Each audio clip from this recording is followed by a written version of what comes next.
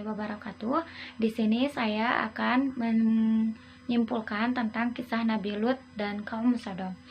Nabi Lut adalah nabi ketujuh yang Allah Subhanahu wa taala utus untuk berdakwah kepada kaum Sodom. Kaum Sodom adalah kaum yang sangat durhaka, di mana banyak penyimpangan yang mereka lakukan. Salah satunya yaitu penyimpangan seks. Mereka menyukai sesama jenisnya, laki-laki menyukai laki-laki.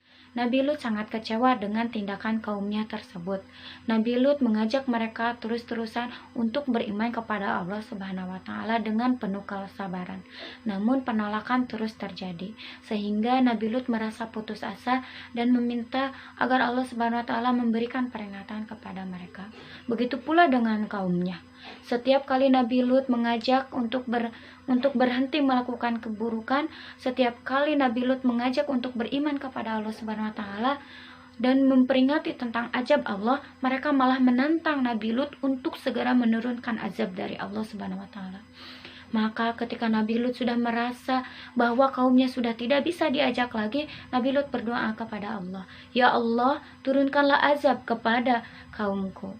Allah Subhanahu wa taala menjawab doa-doa Nabi Lut itu. Maka pada suatu malam Allah Subhanahu wa taala mengutuskan 3 malaikatnya untuk berkunjung ke rumah Nabi Lut.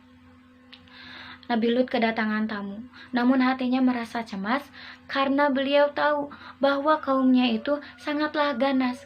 Ketika kaumnya melihat ada tamu yang rupawan, maka akan dengan mudahnya mereka mendatangi rumah Nabi Lut. Begitu berita tentang tamu Nabi Lut tersebar, banyak kaumnya yang datang berbondong-bondong mengetuk pintu rumah Nabi Lut dengan kasar dan kerasnya. Nabi Lut merasa terhina dengan perbuatan kaumnya itu. Namun, para malaikat menjelaskan apa maksud dan tujuan mereka datang. Mereka mengatakan bahwa mereka adalah utusan Allah yang akan menimpakan azab kepada kaum Nabi Lut tersebut. Nabi Lut merasa sedih dengan apa yang akan terjadi pada kaumnya. Namun, apa boleh buat, mereka itu adalah balasan bagi kaum-kaum yang durhaka. Nabi Lut diminta untuk meninggalkan negeri tersebut tanpa berbalik ke belakang.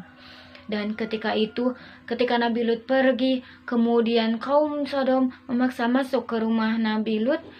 Ketika pintu dibuka, mereka merasa buta dan merasa kesakitan di matanya. Lalu azab Allah turun dengan begitu kerasnya, begitu pedihnya. Ditimpakannya hujan badai dan batu-batu.